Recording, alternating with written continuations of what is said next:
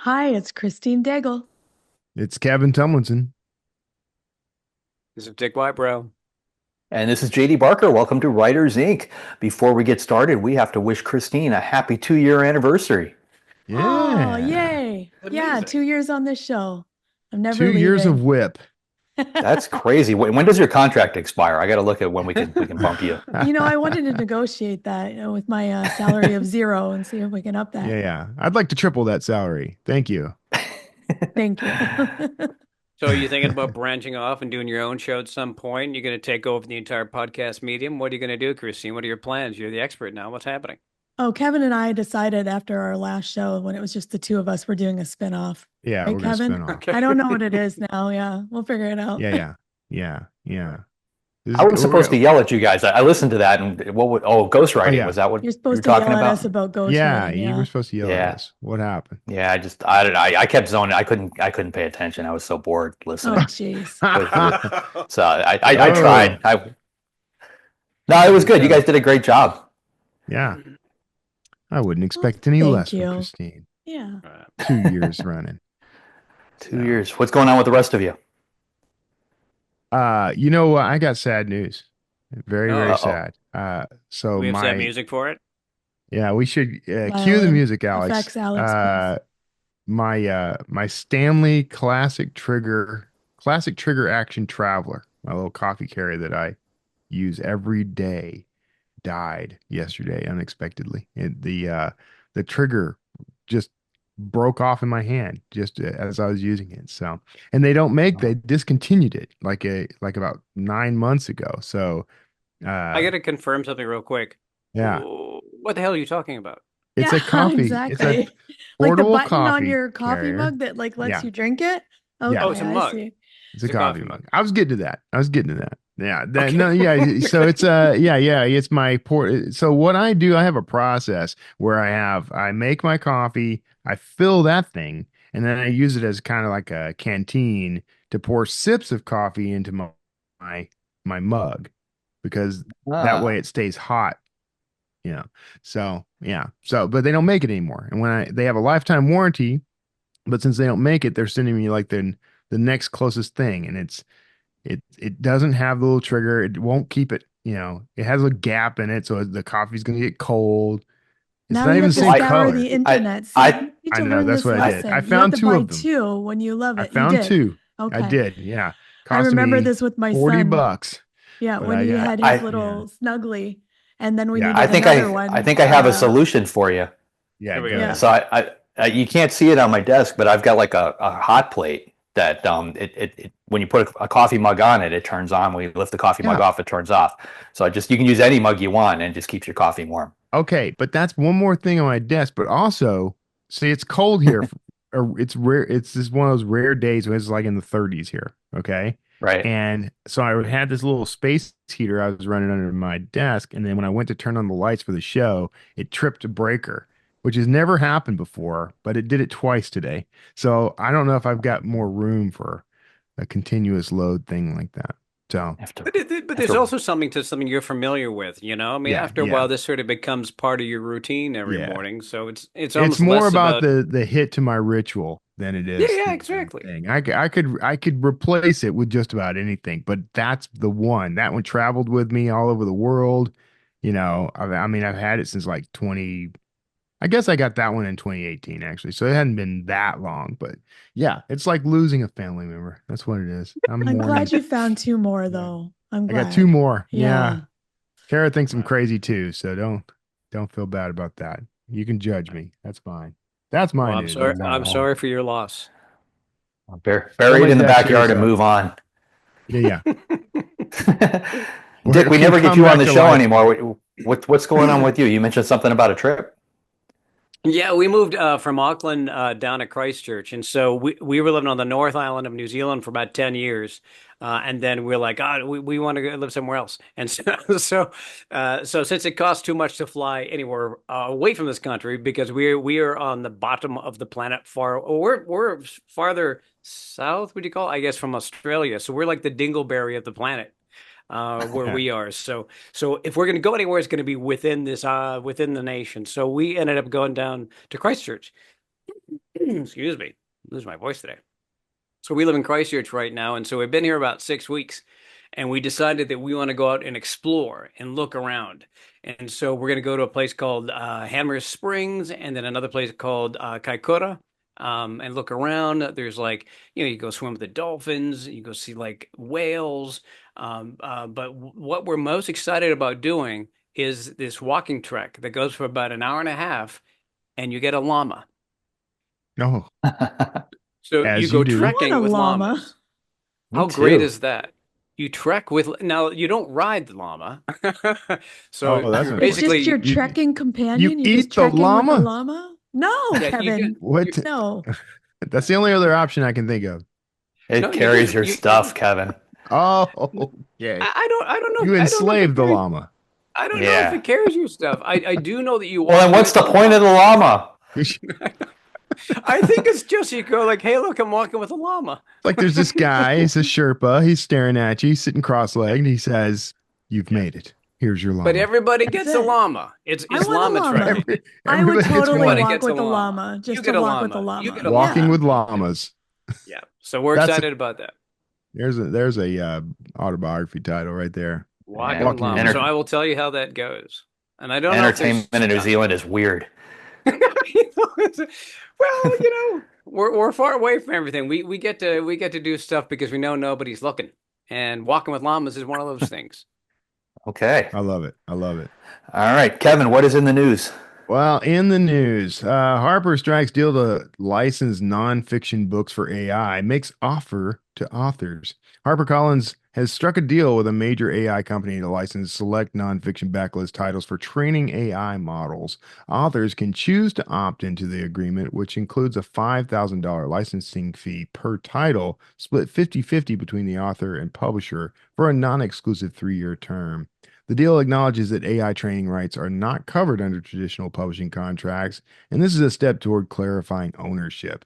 Strict guardrails are in place, limiting AI-generated outputs and requiring adherence to copyright protection measures. The agreement establishes a monetary value for AI training rights, challenging the AI industry's fair use claims and strengthening potential legal cases for damages and copyright infringement. While Harper is defending its 50-50 split due to preparation costs, many agents and authors argue that authors should receive the majority of proceeds from AI licensing. The deal is described as non-precedential, leaving future negotiations open to adjustments.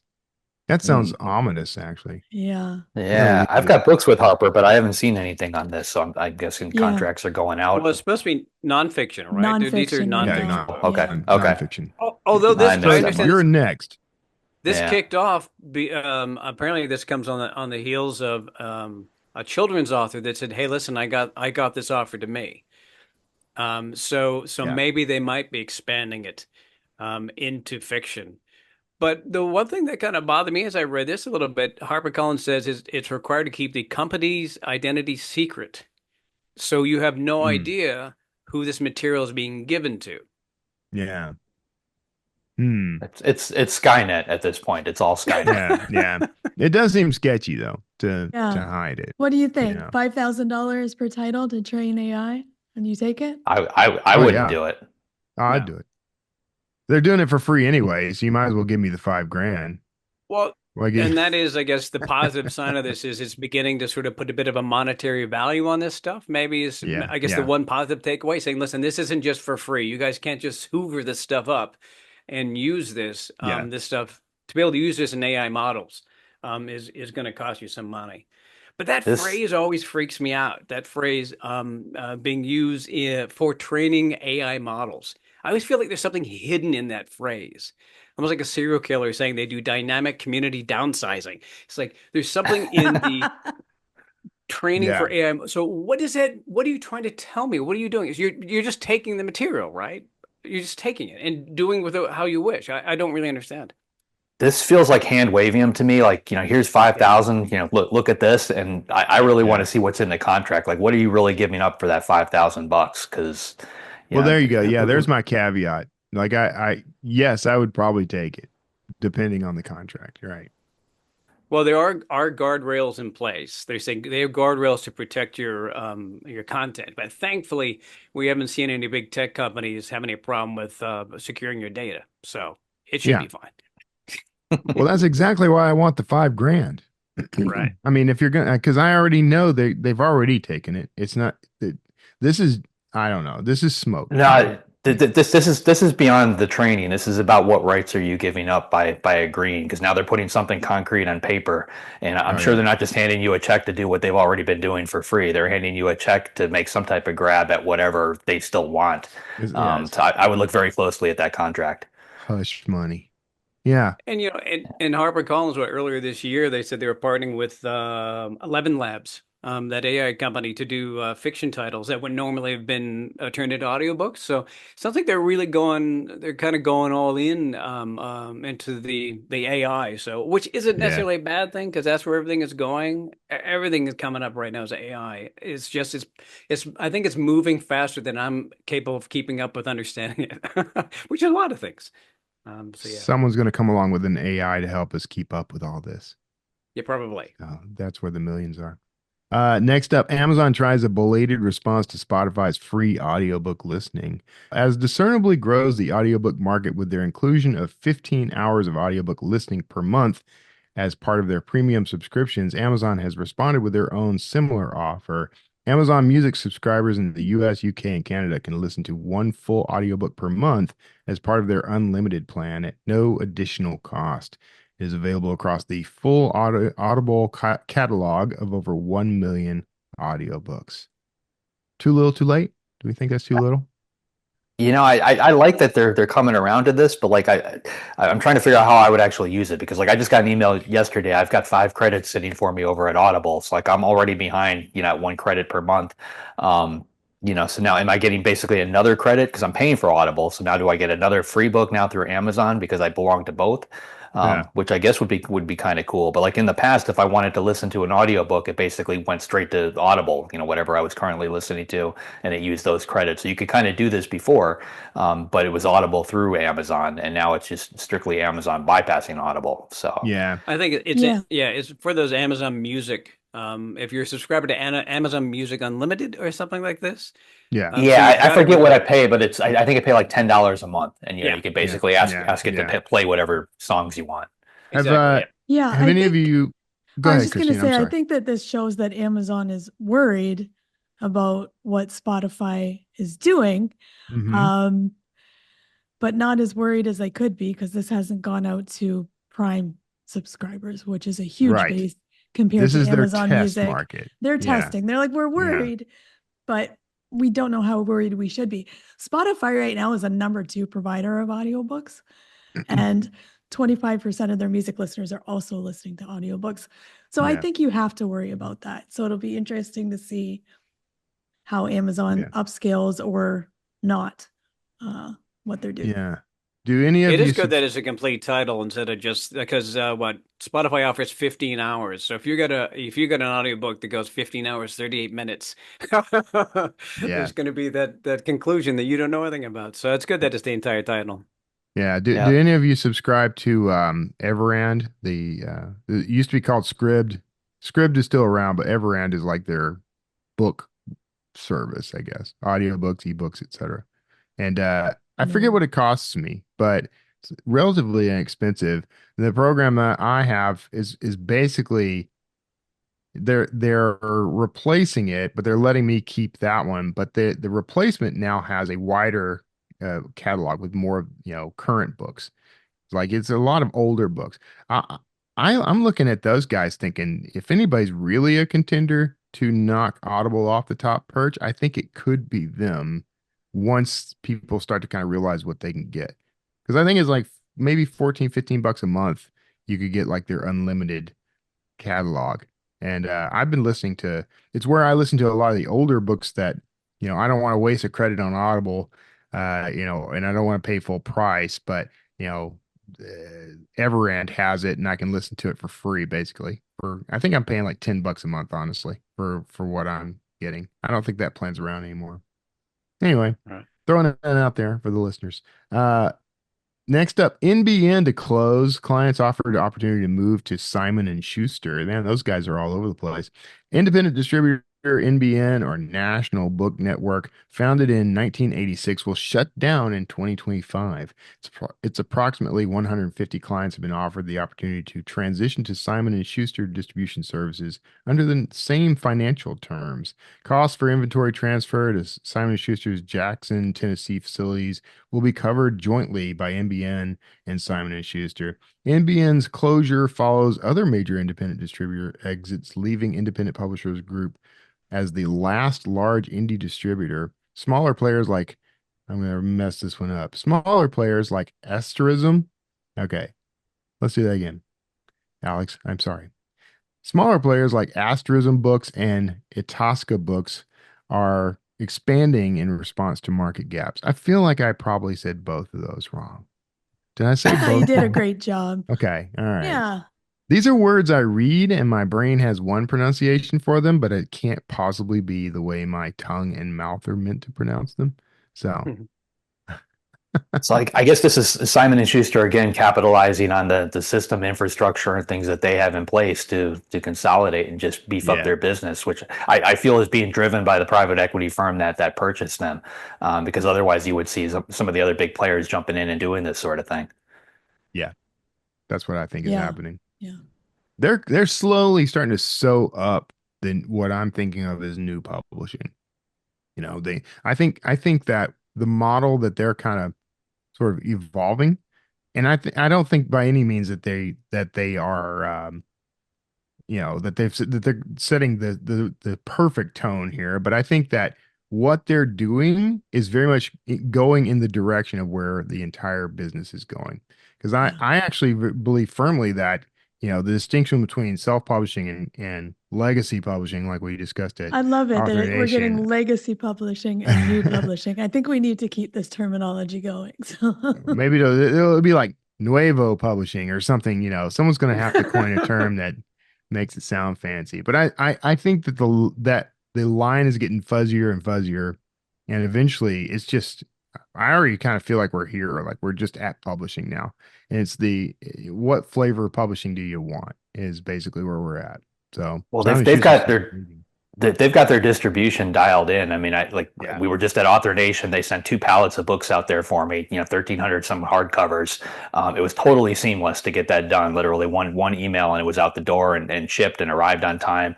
But they can go, that's 1,300, 2 pallets. They can also integrate with Shopify. Like they've got a plugin. So if I wanted to do direct sales through Shopify, I could do that too. And they would send off 1 copy at a time to recipients. So they have literally covered the full gambit of it. And the system itself, seems fairly seamless. Like I've had 0 problems with it. Yeah. Love that. But you told me recently that they're kind of dialing back a little on that until they sort of figure out the model or something. I think what's going on, and this is just me speculating, I haven't read this anywhere, but they've made a lot of changes over the last year and a half or so, and I think they want to just kind of take a little bit of a step back, a breather, kind of analyze every little aspect, everything that they're doing. And I think you're going to probably see them double down on some parts next year and maybe pull back on other parts. With any business expanding this fast, I think you have to do that. I mean, they're making a lot of changes. Yeah. All right. Well, that's all the news that Christine found fit to choose. That's true. And so with that, JD, who is up this week? This week, we've got Dennise Taylor coming on. Dennise is a Canadian novelist and former computer programmer known for his large-scale hard science fiction stories, exploring the interaction between artificial intelligence and the human condition. He is the author of one of my favorite series, the Bobiverse. Now, here he is, Dennise E. Taylor. So you're in Vancouver. I mean, because I'm Canadian myself. I'm from Winnipeg, and Winnipeg. And I say this all the love in the world. Winnipeg is a nice place to be from. Yeah. I do love it. It's just, it's cold. Summer's really nice. Summer's the best day of the year, overall. Yeah. Everybody loves their hometown, even if they don't like it. Yeah. Winnipeg has a reputation involving mosquitoes. Oh my God. My understanding is they will actually team up and carry you off. We have that instead of airlines. Well, I mean, why not? Hey, exactly.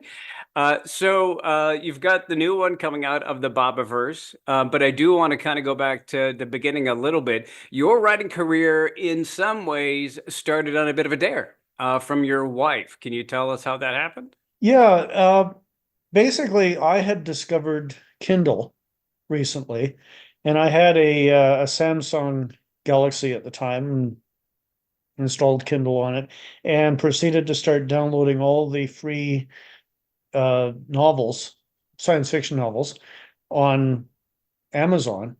Well, not all of them. There are like 5 million, but as fast as I could find ones that sounded interesting. And I was reading this one novel, and I'm going to be charitable and say it was worth every penny I paid for it. Right. And I was cursing a blue streak about wasting my time. And Blaine said something like, well, why don't you try? See if you can do it. And I stared at her for a minute, and I mean, it was meant facetiously. And then I fired up Word and started typing just to see what would happen. And that turned into Outland. That was the first book. And it grew from there. Now, does she now, with all your success, does she now take credit for your writing career? Mm-hmm. Absolutely. And they should. Do you have her involved a bit? Not to spend too much time, with the significant other, but like my wife, something very similar happened to me. She sort of dared me to do a certain style of writing I hadn't done before, and I did that. And it was only after that things kind of took off. But she doesn't read my books for the most part. She struggles with reading them because she says, it sounds like I'm hearing your voice in my head all the time when I read it, which probably is an issue that I got to deal with at some point in the relationship. But does yours read your stuff? Yes. She is, in fact, heavily involved in the business. Right. She does alpha reading. She reads chapters as I put them out. She'll comment on the characters. She'll comment on descriptions and dialogue and stuff like that. I also bounce ideas off of her whenever I run into a roadblock or something. I say, I've got this situation. They're in this position, and what might be a reasonable thing to do, or what might happen to them. And we just, blue sky it. And quite often she comes up with new angles on things that I hadn't thought of. Yeah, I mean, what is that term, river jumping, right? This idea that even if she doesn't come up with an idea, if you were to stay on your train of thought the entire time, you're never necessarily going to be able to veer off of that.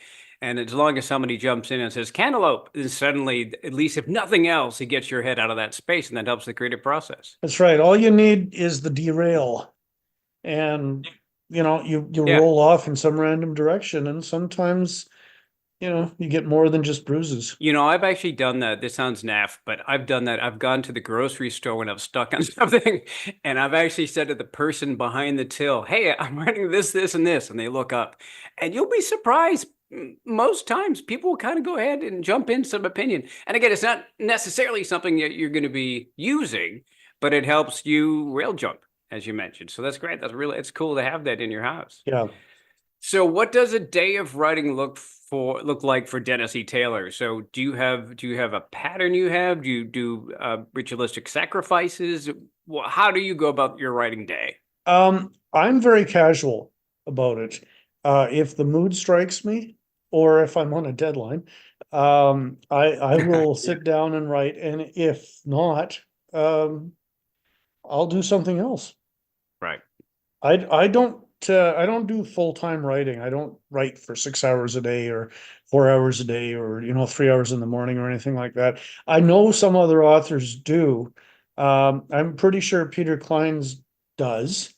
He has if I understand correctly, I'm inferring a lot from his posts and stuff, but I think he has one of those treadmill workstations. Right. Some authors do have a schedule, either because they're good at doing that or because they're really bad at it. I'm somewhere in the middle, so it's not a case of I have to create a schedule or I'll never get anything done. But on the other hand, I could get more done if I was a little more disciplined. But arguably, some of the best writing is done when you're not writing, because your brain is sort of cooking, the subconscious is working stuff through. So getting away from sort of the keyboard lets the mind wander a bit, and some of that creativity can come in, I believe. Yeah, I usually, when I'm stuck on something, I will be doing something entirely different, and all of a sudden I'll get an idea, or a thought, or a different way to handle a scene or something like that. And for that, I have the Apple Watch. And one of the complications on here is voice recorder. So I just Right. immediately do a voice memo on whatever it is I'm thinking of. Fantastic. I also use that for story ideas, because sometimes you can't remember in 10 minutes what it was. Yeah. Oh, no. When you're writing something, are you one of those that, because like when I'm writing a first draft, I just sort of chuck all the clay there on the table. But I know a lot of writers will write a couple of chapters, and when they start the next day, they'll go and edit back through that and get back into it. Do you find you have a particular style, or you throw it all over the place? I usually start by reviewing what I've written before. It may or may not involve some editing.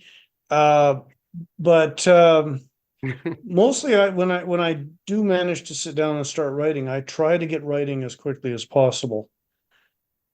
Just spewing out words, getting something on paper, metaphorically, is better than anything else. It's better than not writing. Where is that moment? I was talking to another author recently, and they came up with page 90. It's quite specific, but where is that moment where you're writing something where you think this is actually kind of good? Because we all have that thing when we're writing, going like, "This is awful. This is the worst. This is terrible. Why am I've faked it all this time." What point do you go, "This isn't so bad"? Oh God, imposter syndrome is rampant among writers. I Yeah. am always concerned about it until it goes to the editor. Or actually, I've had my agent pre-read a couple of first drafts, and if they have suggestions, and they usually do, I will try to implement them unless there's a real problem, which is not common. I think I start to feel like it's worth something when I realize that my agent and my editor aren't grabbing their throats and falling to the ground. That's a good indicator. Yeah. Yeah, that's a good indicator. Yeah. But the problem is I like my own writing. Yeah. Because I write the kind of story that I'd like to read. Yeah, 100%. And I think that's pretty common for authors. But that also makes you very non-objective But about your story. I think with your, like with the Bobiverse in particular and all your other stories, I can tell when I'm reading your stuff or listening to Ray Porter's narration, I can tell that you're having fun doing it. And I think reading or consuming something where somebody is having fun is fun. You know what I mean? It's enjoyable. I know you're enjoying yourself when you're writing it, and I find that enjoyable. Do you think, am I on the right track there? I think you are. The thing is, in the same way that I like my writing, I belong to a class of people that likes that class of writing. The people who like my books very probably like the same other authors that I do, and like the same books that I do. And when I'm writing something that I'm enjoying, by definition, it's going to be something that they will probably enjoy as well. It's a case of similar preferences. Obviously, some newer authors. We have a lot of new authors listening to the show, and some will have been inspired by your writing to give a shot at writing themselves. Would you have any advice, maybe a bit of surprising advice for an author that's trying to get that first book put together and finished? Any sort of advice that you'd give them? Maybe something surprising? I don't know how surprising it is, but I mean, I've been asked variations on this question a number of times because I've been successful and on a very short time scale. The problem with me in particular is that I didn't go through the stereotypical author story arc struggling author living in a cramped upstairs thing over the Right. garage and eating cat food for years and writing the great American novel and stuff like that. I mean, Hey, don't diss eating cat food. It's not all bad. Some of the soft stuff isn't too bad. yeah. You need crackers. But because of that, it's very difficult for me to put my finger on anything and say, well, this is why I succeeded. Right. But I am, if nothing else, I am an overanalyzer. I overanalyze everything. I overanalyze my mountain biking. I overanalyze, just everything that hits me. So what I've come up with, I think, is that the most surefire recipe for success is to come up with an original and interesting idea. And that's not helpful, is it? Because it's like you can write with incredible prose and perfect grammar and do the scenes properly and have the story arc and the 3-part story and everything like that. But if you're just reusing and redoing and retreading an existing idea with no particular novelty to it, it's not gonna work. And if you're an existing author with a following and you put that out, you're going to get a lot of criticism. On the other hand, you can write poorly, but if you write a great story, an original story, something that captures people, it'll be successful. I've heard, although I have not directly experienced it, that 50 Shades of Grey is poorly written. I've heard that said. I'm not saying it. I have no personal experience with it, but I've heard it said. But it's successful as hell. Right. And if so, the reason it's successful as hell is because it's a story that people want to read or watch in the case of the movie. And I think that's really what it comes down to. Don't try to Me Too something, or if you're going to Me Too something, put some kind of an original twist in there.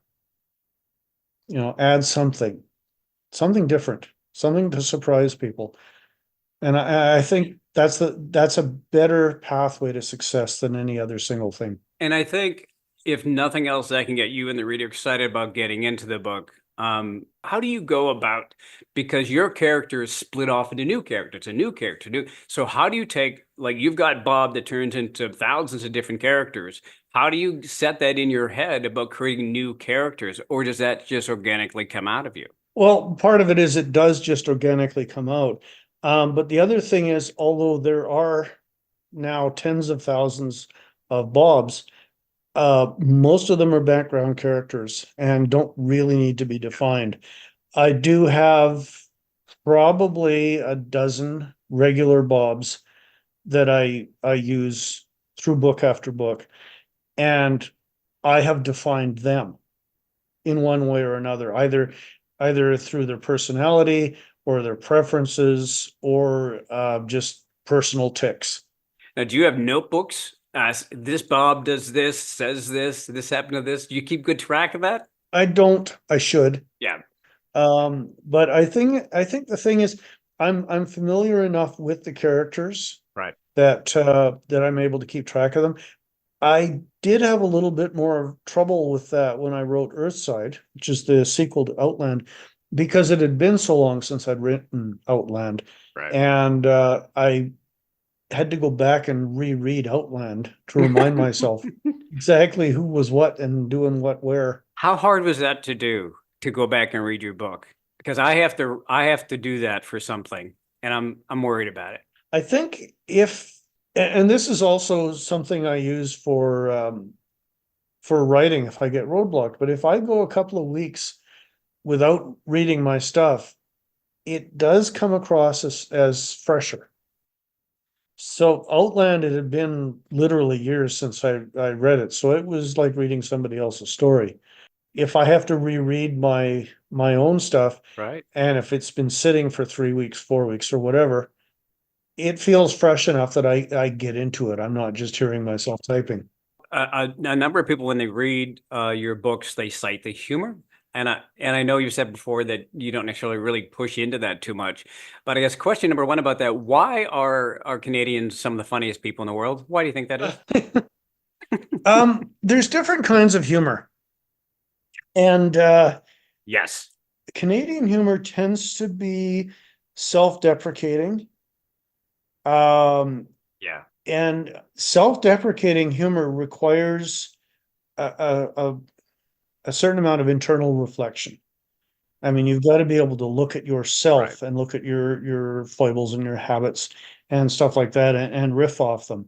Some comedians do not have any self-reflection, and it's an entirely different style of humor. Yeah, I think that I like that dry sort of humor, and when you point it inward, and you're right, there's a lot of Canadians that do that. It's almost a defense technique, though. I'll make fun of myself before you can. It's a protective measure potentially. Yeah. So when you're writing humor, and I'm not saying that you're a humor writer, but when you're writing humor, I really appreciate the fact that, how do I say this right? You don't try too hard. When I see somebody that's trying to write humor into a book, it can be really punishing. So are you cognizant of that when you're writing, about not overdoing it? Yeah, I think so. I understand what you mean about over the top humor. It's like you tell a joke and then you're like, huh? Huh? Exactly. And although actually that's funny in an ironic way. If you So can. it's self-referential. But otherwise, no, if you have to beat somebody over the head with it, it's not really funny. What my fans really appreciate is the stuff that you have to dig for just a little bit. References that you have to think about, or you have to go look up. You know, humor that maybe takes you a bit. Easter eggs. Easter eggs are wonderful things. You put Easter eggs into your book, and there's an endorphin charge when people discover the Easter egg and realize what that meant. And that transfers to the book in general. So it's something well worth doing. I'm the same as you. I like the drive-by, something where you just do a line and move on, because then I find it annoying when characters are always laughing at each other, busting a gut, wiping away tears. Just do the funny line and move on like it wasn't even there.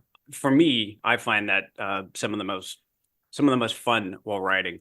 We got to touch on AI too, since that's kind of a bit of a world that you live in with Bobiverse and the other stories. Are you worried about AI? It's really moving fast this year. Holy cats, it's moving fast. Conversations, I didn't think we'd have this quickly. Are you worried about it for writers or in general in any way? In my opinion, we don't have AI. AI is being used as a sort of a general catchphrase for any computer program that's generalized enough to be able to do things like generate art and generate text and stuff like that. That stuff isn't AI. That's just expert systems. It is not conscious. It has no originality. ChatGPT is called an LLM, a large language model. And that's because all it does, when they're talking about training their AIs, what they're doing is they're taking, in the case of the text-based ones, they're taking all the text that they can get a hold of on the internet, running it through the LLM, right? And then it develops a statistical method of predicting sentences, phrases, paragraphs based on the parameters that you gave it. If you gave it, tell me a story about Goldilocks, it just builds a sentence structure. It has no idea what it's writing, and that's why they lie. All right, there've been complaints that they make things up. Well, they don't know the difference. They're just predicting the words. So I know there are writers that are worried about it. I mean, I've seen with you, I haven't seen anything that makes me go, we're in trouble. I have seen some stuff when it comes to video and some sort of still art and stuff that's pretty good. But as you say, it's stolen a lot of it. But I think the written word, there's so much emotion and intellect that comes into that. Not any slight towards still or video, but it seems like text would be very difficult to pull off. Yeah. I went on ChatGPT 4 and gave it the basic plot for the Bobiverse book 5 and said, okay, write me a story, 30,000 words, just to see what it would come up with. And I read what it came up with, and I am not worried. Not worried at all. The problem is the longer the text stream that it's producing, the more chances that it's going to engage in what's called a random walk. In computer terms, it means that it just goes off on one of a bunch of branching paths, and you can start out with a book about spaceships and end up with a book involving dragons. Just because that's the way the stats went. Right. And you mentioned number 5. A lot of people were really excited about Not Till We Are Lost. Book 5 in the series. I guess the simplest question is why now, or what got you excited about doing book 5? I have a very general, very informal goal of 10 books for the series. It might be 8, might be 12. I might just keep writing. Who knows? Right. I have a tentative ending, and I'm going to build towards that. And if it takes 12 books to get there, that's what it takes. 5 is neither. 5 is not special in any way in that it's a seminal book of any kind. I mean, the Bobs continue to get in trouble. I just like writing the Bob books, and their horizons keep expanding. Right. And if you look at the cover art, that's a black hole, and there's 2 spaceships approaching it. So if you've read, book 3, you have a pretty good idea of who that is and where they are. Do you have a favorite Bob, or is it like a favorite child? Well, I think Bill is the one that I identify with the most. Given all of the things that he could do, he set himself up his own sort of fiefdom in Epsilon Eridani and started basically a skunk works. I can identify with that. They're making alcohol. It's a fantasy. It's a wonderful, it's a delightful series, man. I'm so excited about book 5 and book 6 and 7, 8, 9, 10, and potentially 12. So I'll end on 2 questions, best and worst, because again, it's a writer's podcast. A lot of writers listen to this. What is the worst part about writing? What's the most difficult or most stressful part about writing? Honestly, for me, it's coming up with plot points, especially with the non-Bob books, because with the Bob books, it flows more naturally. And of course, in outer space adventures, you have more options available. But for instance, the book I'm working on currently, The 10,000 Worlds, involves a lot of interspecies conflict would probably be the better phrasing. And is this in the Bobiverse, or is this outside of the? No. Okay. It's outside. Yeah. And trying to come up with the plot points for how this interspecies conflict will work. At what point it turns into a shooting war? At what point is it espionage? How does that work? How do you get the suspense going? How do you keep it going? Complex plots, I guess, is what you'd say. I have more trouble with them. Okay, then on the other side, on a positive note, what's the best part of writing? What's the thing you enjoy the most? What you look forward to? What's the buzz you get when writing? Playing with technology, not real technology. Fictional technology. I build the world.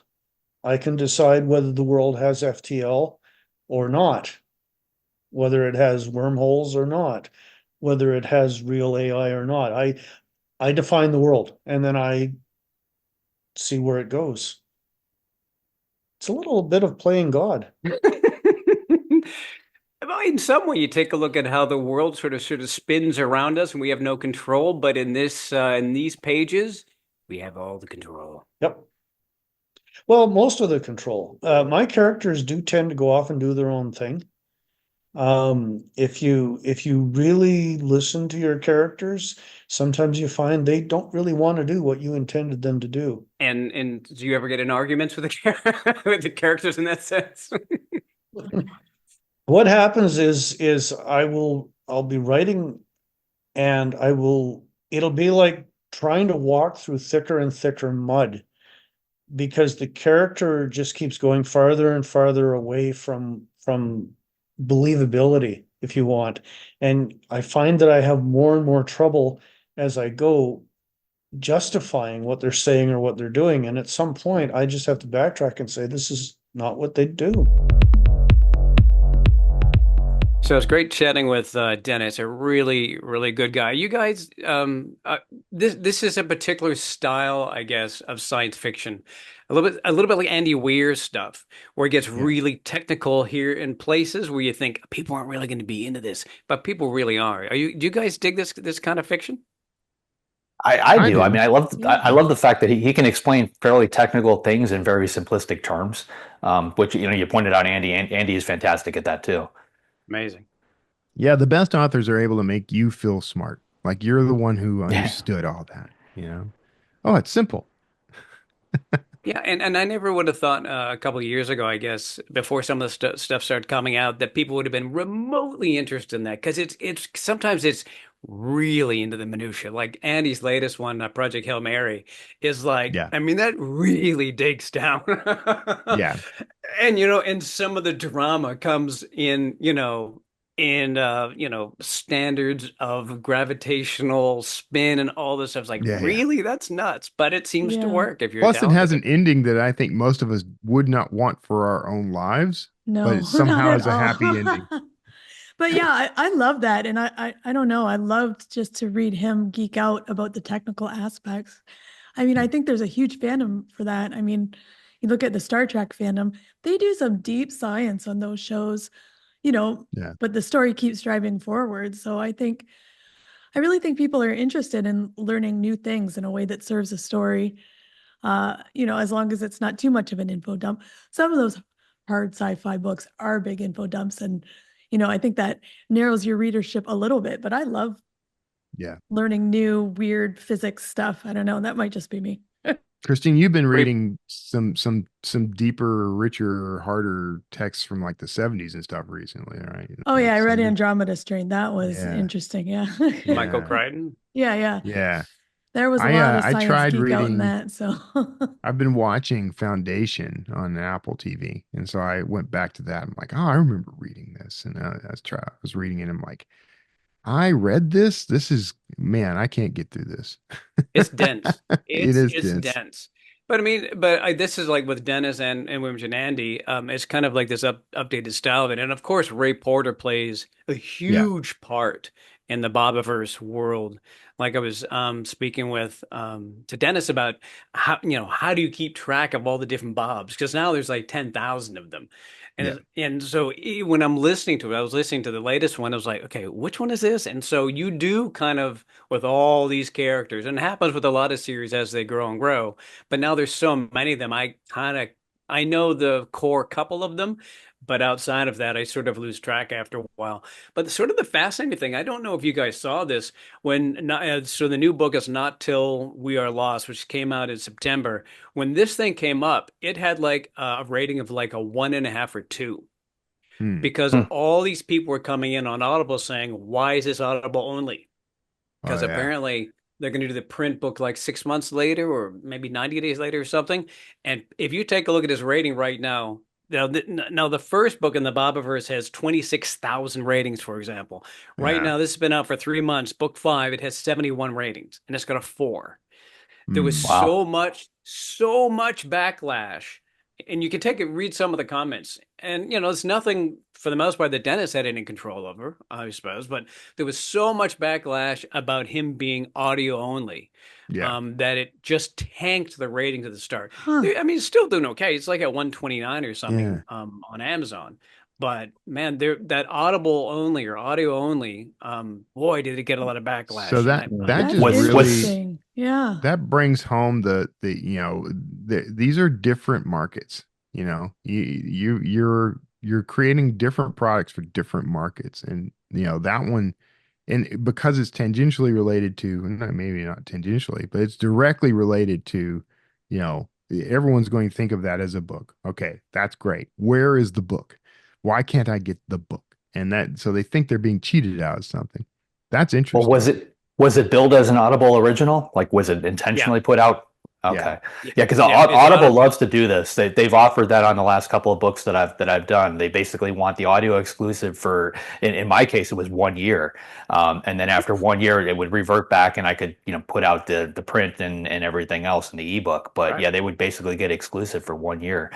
This makes me very glad I said no to that. Yeah. Now you Yeah, know you I'm made just the right thinking, choice. of myself as a reader too. I would be mad. I hate fiction and audiobook. Maybe it'll shift, but I love nonfiction audiobooks, but I want my fiction in books. Like See, I wouldn't I like I'm love that one. either. I'm wondering I if it love was a problem audiobooks. because it was part of a series, because I know plenty of people that just do Yeah. Audible originals and it's just a one-off, Yeah. and that seems to be okay. I love audiobooks. I listen to them all the time. And I wasn't bothered by this, but I can see where this would bother some folks. The guy that does the Dungeon Crawler Carl series, Matt Yeah. Dinneman, he's a brilliant marketer. That guy's really, really Yeah. smart. He was at Yeah. So Author what Nation he's this Yeah, weekend. we We got hung to out talk with to him him. a He was little. awesome. He's Yeah. great. Yeah. He's brilliant. But he released his book, and I don't know if you ever listened to the audio of his books, but Sound Factory or what, I can't remember them. Sound booth, right? Sound booth. Brilliant. Holy cats, Yeah. those guys are brilliant. Yeah, they're But good. he easily could have released the audiobook and the book at the same time. He could have done that. But instead, he's waiting Yeah. till next year to release the audiobook. So right now, it's just the hard copy, the 735 pages, whatever, the hard copy and the ebook. And so he's going to get all those fans reading that. But there's no question that many of those people, I would guarantee more than half of those people that read and bought that book will still buy the audiobook coming up here in a couple of Probably. months. I That's didn't know that. interesting Now they because had the audiobook at Author Nation at Sound Booth yeah, at their booth. I didn't know yeah, that it wasn't out. We should have got it. I should have gotten it. Yeah. So that what's interesting about that is like the conventional wisdom on my side of the fence has been that you should really aim to release all the versions of your book at the same time. Well, okay.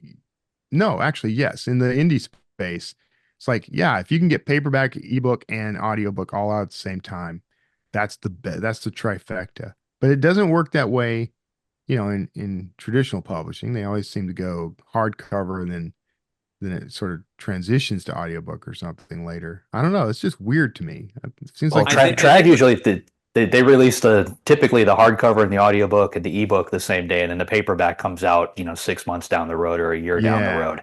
I mean that's what I always strive to do, and not only just in English but in all the foreign countries. I try to if possible get everybody to launch on the same day, because then we can all piggyback on each other's advertising. yeah. So what are you gaining by keeping the audiobook back for like, a year or whatever? That I seems don't crazy. I don't know that there is a gain. I mean, unless if you're doing the Audible original, I think you have to do it as a standalone based on what I'm hearing here. I don't think I would do it as part of a series. But you give Audible the exclusive to it for 6 months or a year. Yeah. That's a nice payday. And then you can release everything later. So I think it works if you go that route. But I can't think of a scenario where I would hold back the audio. I know plenty of indie authors that do it, but it's more of a financial decision. They just can't afford to go out there and get that done straight off the bat. They need the profits from those print books in order to get it done. Yeah. But if you can drop all of them on the same day, I think that's the best. Yeah, Although I I agree. take a look at right now, I'm looking at right now. So his audiobook, and I'm talking about Dungeon Crawler Carl, comes out on February 11th. And right now it's sitting at 89 in the in audiobook original. So I think we've got a fan base. Like if you got a monster fan base, not everybody has that, but you have a monster fan base that will get both the physical copy or the ebook copy and the audio. That's a smart way to do it, and I Yeah. think he's worked something out. Yeah. So good on him. It seems to be working for him, but I agree with you definitely, Kevin. Because I noticed that when I've released audiobooks like a few months after the release of the original book, in my case, it doesn't do as well. It just sort of drags along. Yeah. Yeah. Yeah, he's doing and his ebook is at 88 in the Kindle store. So yeah, he's doing pretty well. Yeah. No, it's interesting. Awesome. All right. I guess that's a wrap up for today. So JD, who is up next week? Next week, we've got Katie Tallow coming on. Katie's an award-winning screenwriter and director, as well as an accomplished novelist. Her latest book is called Buried Road and releases December 3rd. Katie Tallow. Sounds great. If you'd like to be notified as soon as new episodes publish, make sure you go to writersincpodcast.com and sign up now. We'll see you next episode and have a great week of writing. Thanks for listening to this episode of Writers Inc. Access the show notes and leave a comment at writersincpodcast.com.